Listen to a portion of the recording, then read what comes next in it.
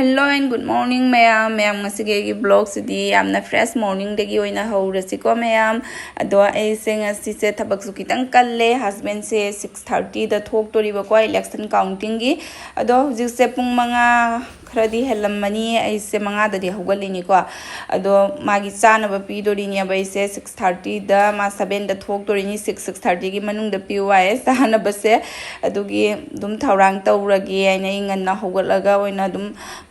haji tabak suba hogalage aina tawine ba kwa tabak pudi ngarang nungdang na loishalle da ngarang dang se nong khak paga suba ga ekdam tawise si posing se loina humdare ni ko khangum stand sidagi nong sit na sithare ini ba nong sit sati na kan sit khare ba ko ahing da ne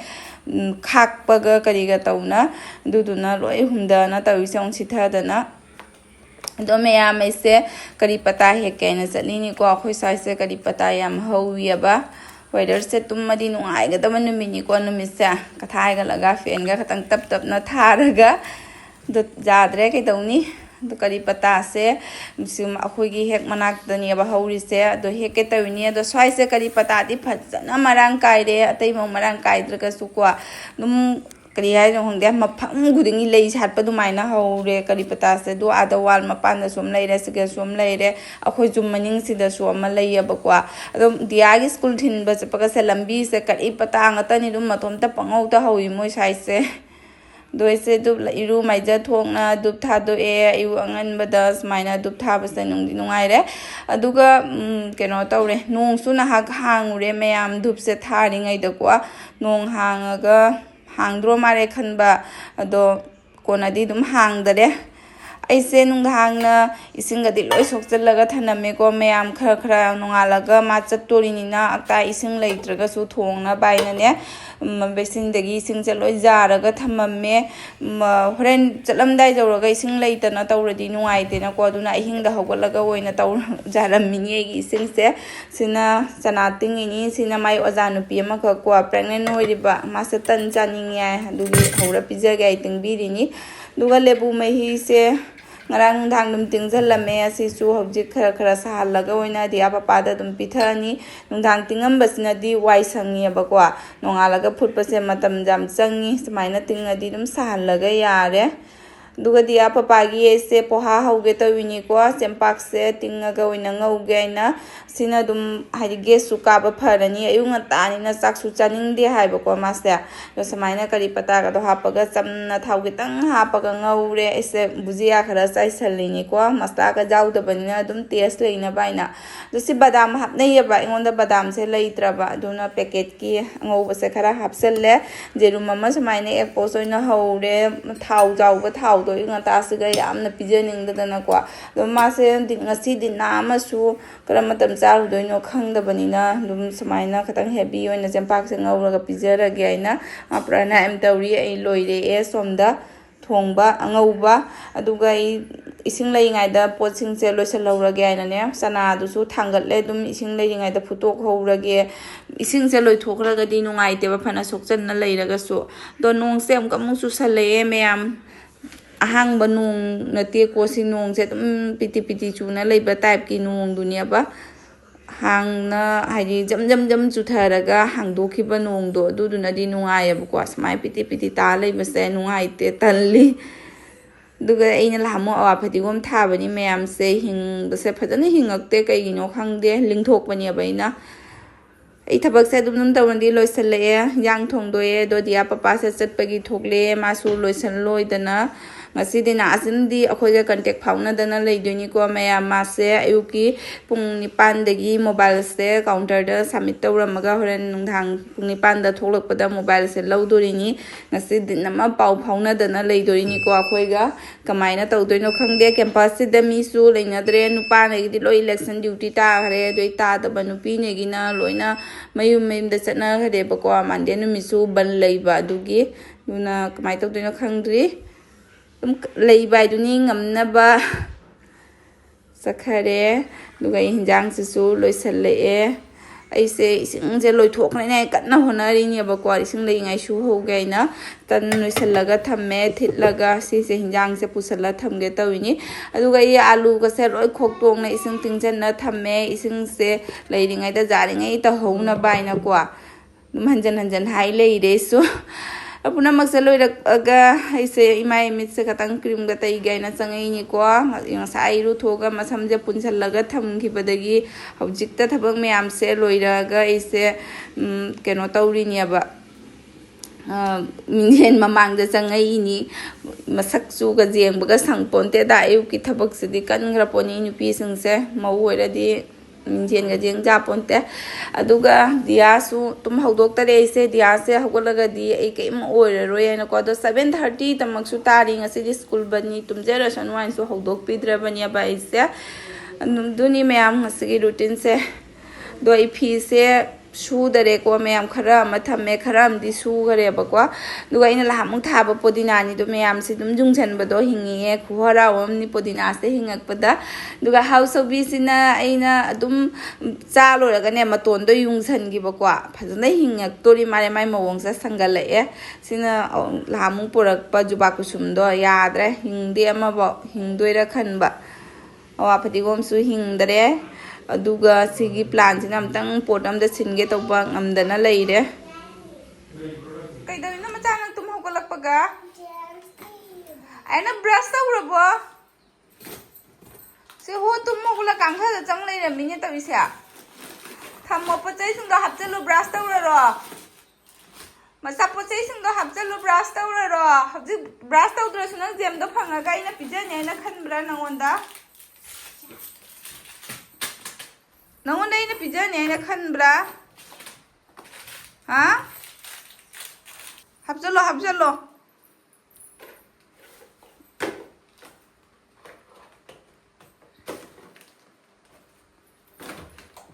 ꯑꯩꯈꯣꯏ ꯀꯥꯡꯒꯁꯦ store ꯔꯨꯝꯅꯤ ꯏꯟꯁꯤꯜꯂꯝꯃꯣꯅ ꯏꯟꯁꯤꯟꯕ ꯉꯝꯃꯣꯏꯗ꯭ꯔꯥ ꯆꯣ brush ꯇꯧꯔꯣ ꯄꯤꯌꯥꯁꯨ ꯍꯧꯒꯠꯅ ꯃꯁꯥꯅ brush ꯇꯧꯈꯔꯦ ꯃꯌꯥꯝ ꯑꯩꯁꯨ ꯑꯩꯒꯤ ꯑꯂꯨꯁꯦ ꯉꯧꯊꯣꯛꯑꯒꯦ ꯏꯁꯤꯡꯁꯦ ꯉꯁꯤꯗꯤ ꯑꯩꯅ ꯇꯂꯥꯕꯤ ꯐꯝꯍꯟꯗꯅꯀꯣ ꯍꯧꯖꯤꯛꯐꯥꯎ ꯂꯣꯏꯗ꯭ꯔꯤ ꯍꯧꯖꯤꯛꯐꯥꯎ ꯂꯥꯛꯏ ꯏꯁꯤꯡꯁꯦ ꯑꯩꯅ ꯇꯂꯥꯕꯤ ꯐꯝꯍꯟꯈꯤꯗꯅ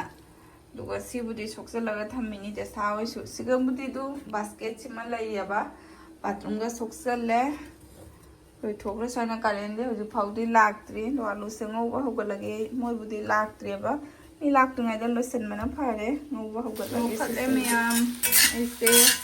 ꯃꯁꯂꯥꯒꯗꯤ ꯌꯥꯝ ꯍꯥꯞꯇꯦꯀꯣ ꯃꯣꯏ ꯃꯁꯂꯥꯁꯦ ꯆꯥꯗꯦ ꯑꯗꯣ ꯃꯥꯏꯅꯁꯨ ꯃꯤꯔꯣꯟꯕꯗꯒꯤ ꯃꯁꯂꯥꯁꯦ ꯆꯥꯔꯒ ꯍꯦꯛꯇ ꯃꯕꯨꯡ ꯅꯨꯡꯉꯥꯏꯇꯦ ꯍꯥꯏꯌꯦꯕ ꯑꯗꯨꯅ ꯌꯥꯝ ꯍꯥꯞꯇꯦ ꯈꯤꯇꯪꯈꯛ ꯍꯥꯞꯄꯦ ꯖꯤꯔꯥ ꯈꯛꯇꯪꯒ ꯂꯩꯉꯥꯡ ꯈꯤꯇꯪꯒ ꯌꯥꯏ ꯌꯥꯏꯅ ꯉꯧꯔꯒꯦ ꯆꯠꯂꯣ ꯑꯩꯈꯣꯏ ꯊꯧꯔꯣ ꯁꯤꯗꯤ ꯃꯣꯏ ꯂꯥꯛꯑꯒ ꯑꯣꯏꯅ ꯍꯧꯔꯒꯦꯗ ꯍꯧꯖꯤꯛꯇꯩ ꯍꯧꯗꯣꯛ ꯊꯝꯃꯗꯤ ꯍꯥꯎꯔꯔꯣꯏ ꯊꯣꯠꯊꯔꯦ ꯍꯧꯖꯤꯛ ꯅꯠꯇꯦ ꯈꯣꯏꯍꯤ ꯊꯛ ꯂꯣꯏꯔꯦ ꯃꯌꯥꯝ ꯗꯤꯌꯥꯁꯦ ꯈꯣꯏꯍꯤ ꯊꯛꯄ ꯂꯣꯏꯔꯒꯅꯦ ꯀꯂꯔ ꯇꯧꯍꯟꯒꯦ ꯍꯥꯏꯅ ꯊꯝꯃꯦ ꯃꯥꯁꯦ ꯀꯩꯅꯣꯁꯨ ꯇꯧꯔꯤꯕ ꯈꯅꯥꯎꯁꯦ ꯍꯦꯛꯇ ꯃꯈꯣꯟꯁꯦ ꯇꯥꯈꯤꯕ ꯀꯩꯒꯤꯅꯣ ꯈꯪꯗꯦ ꯑꯗꯨꯅꯅꯦ ꯑꯩꯅ ꯐꯤ ꯑꯃ ꯌꯦꯠꯁꯜꯂꯒ ꯊꯝꯃꯤꯁꯦ ꯋꯥ ꯉꯥꯡꯒꯅꯨ ꯑꯩꯁꯨ ꯌꯥꯗꯦ ꯋꯥ ꯉꯥꯡꯗ ꯍꯦꯛꯇ ꯀꯩꯗꯧꯗꯣꯏꯅꯣ ꯈꯪꯗꯦ ꯁꯨꯛꯌꯥꯝ ꯋꯥ ꯉꯥꯡꯉꯤꯁꯦꯕꯣ ꯀꯩꯒꯤꯅꯣ ꯈꯪꯗꯦꯕꯣ ꯋꯥ ꯉꯥꯡꯗ ꯍꯦꯛꯇ ꯍꯣꯠꯅꯅ ꯂꯩꯕ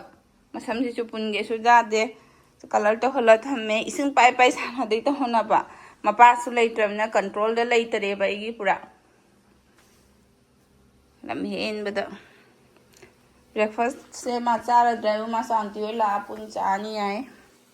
ꯂꯥꯛꯑꯒ ꯑꯣꯏꯅ ꯄꯨꯟꯅ ꯆꯥꯔꯕ ꯍꯥꯏꯗꯨꯅꯤ ꯃꯌꯥꯝ ꯃꯣꯏꯗꯤ ꯂꯥꯛꯇ꯭ꯔꯤꯀꯣ ꯑꯗꯣ ꯑꯩ ꯇꯟꯁꯦ ꯑꯗꯨꯝ ꯍꯧꯒꯠꯈꯠꯂꯦ ꯑꯗꯨꯝ ꯗꯤꯌꯥ ꯈꯣꯏꯕꯥꯅꯤꯁꯨꯅꯦ ꯉꯥꯏꯕꯗ ꯆꯥꯛꯁꯦ ꯂꯥꯝꯁꯜꯂꯛꯑꯦꯕꯀꯣ ꯑꯗꯨꯅ ꯍꯧꯗꯣꯛꯑꯦ ꯑꯩꯈꯣꯏ ꯁꯔꯨꯛꯁꯦ ꯃꯣꯏꯁꯨ ꯍꯧꯗꯣꯛꯑꯅꯤ ꯂꯣꯏ ꯇꯛꯊꯣꯛꯑꯦ ꯁꯤ ꯍꯣꯠꯀꯦꯁꯇꯒ ꯍꯥꯞꯆꯤꯜꯂꯒ ꯑꯣꯏꯅ ꯊꯝꯃꯅꯤ ꯑꯗꯨꯒ ꯗꯤꯌꯥꯁꯦ ꯇꯧꯔꯤꯁꯦ ꯑꯃꯨꯛꯁꯦ ꯇꯟ ꯇꯛꯅ ꯂꯩꯈꯔꯦ ꯃꯥ ꯁꯦ ꯑꯩ ꯇꯛꯏꯗꯨꯕꯨ ꯄꯤꯌꯨ ꯄꯤꯌꯨ ꯍꯥꯏꯅ ꯁꯤꯕꯨ ꯇꯧꯔꯤꯁꯦ ꯑꯉꯣꯕꯁꯦ ꯇꯧꯔꯤꯁꯦ फारे समय लेबना लेंद्रे मोबाइल क्या हुआ मोबाइल वो हुआ चार्ज नहीं है वो इन्वर्टर रात को वो हो गया स्टॉप हुआ वो मैं पूरा डर गई ये रोटी बना रही थी खत्म करके आऊंगी ऐसे सोच रही थी ये देखो दिया का क्या कारनामा किया उसने ओह वाह ब्लॉग ब्लॉग हाँ हाँ हाँ ये ऐसे ओए चारो चारो चारो चारे खा लो हो जाएगा क्या दोनों का यहाँ पे टेस्ट करके देखती हूँ। हाँ करो अच्छा है सच में मैंने उतना मसला ये सब नहीं दिया आप नहीं खाते बोल के मुझे पसंद मतलब देखती हूँ। हाँ हाँ टेस्टी है टेस्टी बहुत टेस्टी सच में नमक कैसा हुआ एकदम अच्छा हुआ बढ़िया है ना? खा लो चाय का पहले इतना पागल थी ना अभी छोड़ दिया सुंदर बाबू आप भी लीजिए ना। हाँ हाँ लेती हूँ खा लो बहुत सुंदर चालो चखले ma'am मीसिंगसु फेंगदोए कोनसे चाथकपै cone ngatani ko singsingsa singangsna mi laga ina puraroi aina henba lamsidi evening mana loire aina somda sa su khra sa dore ma'am saifi akang ba tumthok ta bakra leiri do uthoga sudo sira khangde sa sa sari e sudoge kana ponte khara hayeng mu hena kana su salani mu hen problem tarani ai le se satli he ore ma'am isa mu na larik ta khige nupi se wa ba jade thobak se loirak pada mi chakha kholaga loisan khosana phidum khara sudoe alai bedo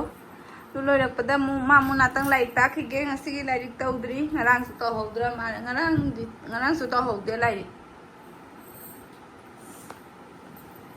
larik ta khige duna na hak wa ba ya de ni pioi na podi ai sa ngarang ai hing so ambau tung ponte nung chu na khong ba khak ba ga tong na tum bam bau ya dare pung ama makhai ani taramani aina tumbada adogi pung manga da mo hogolai ini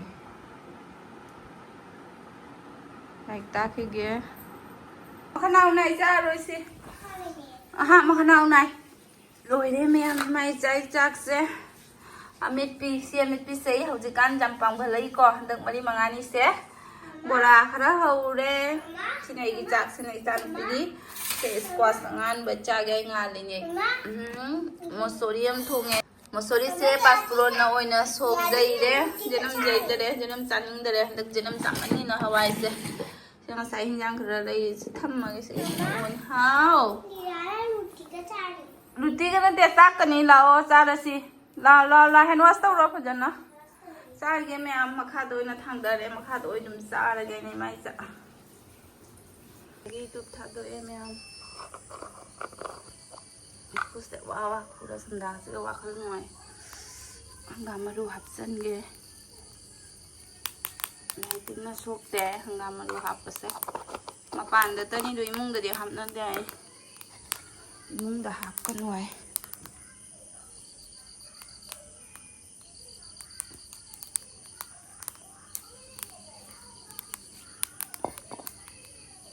bisa pajare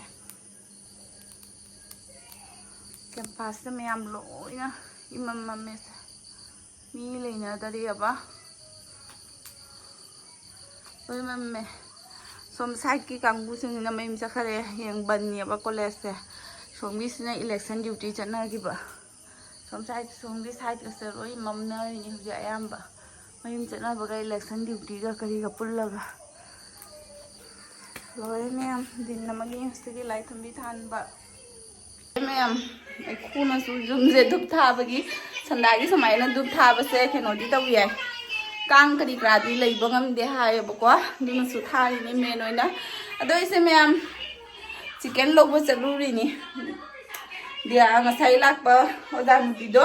my husband la iya ba guhati de ge do mo bazar chakani ai do bazar chala di na chicken ka ta bi ro wai dia papa khoi thungan da ma phange ba du phanga di lei wai na hairam bai oda adu dukan pham dare ai du mi do gi dukan pham da batta suna ta na ne ai khang dukan de maram kamai na kadi lei doi no so ado hoje palabi na cha ma khola roi pi bi de ado thong doi ni hoje ma hoje ta phone tawre ma loi re na 7:30 tare do ma ra semina bo ja sing du di loi dri ai du gi ngai de ma lak tu ngai po thong do ge ma kai nang thong doi no ai na surprise ni ai na hai ni la ga reaction jing mi na se thong do khi game tang thong do apa lại em tôi sẽ em đang thong doi ho ke लेकिन आज मैं नहीं आज कौन है Nang na cha se tha do ga chala nu ko heng ne pura chalu ko. Ai nung din kam da tum bi de pa walking de ba ga ono ki matu ra bani. Ngai ra pro duty. Ma si do le wa bana. Kai gi? Ki no ne baro ghanta ni ne thok sui chi bu. Paisa phang ku da. Ai ding. Pi roi dro paisa. Ma ki dang ni. Kya pi le ba? Chatruk kha. Ngasi nong ma gi ruji ni ne. Piro ka dai ga chatre to ai na chanu pi sang au ba gi. Ni gi du ji. Surprise. Cái nấm su. Dang bi won yang ma dang da ya jo se. Ya khara di pole bu to. Angam ma mi ga da ho ro ba nang da. Ba. Ki no ne. Khang de ne. Ya. Kai si. Khang de ne kai no khang de ne. Ni na soi da na bai na. Kana le ni. Ai da la le ri. Ni ai ka. Ha? Kana le ni. Milita bazar se ro ta pi ba. Pala bi na sa ma ti bi.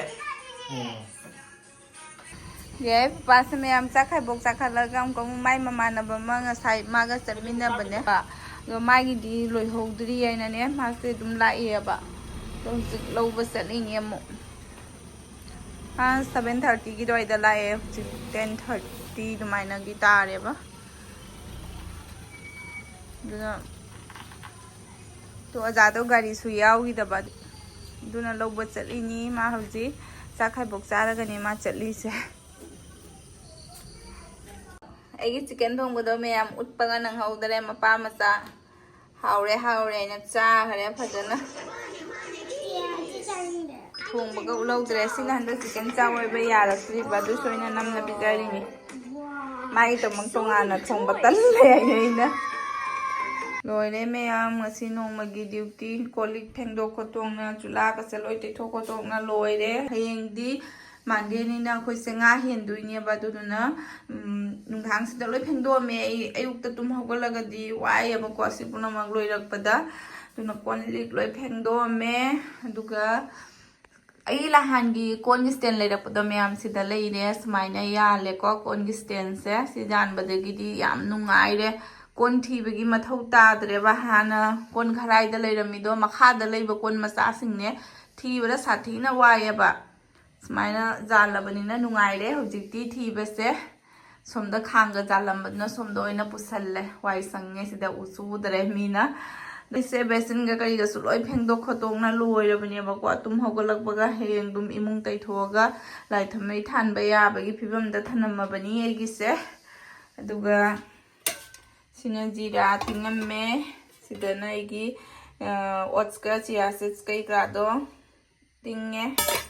ado me am ai ngasigi blog se si matang na loisinjerage me am ngasigi daily blog se mathang da blog am da unai rasi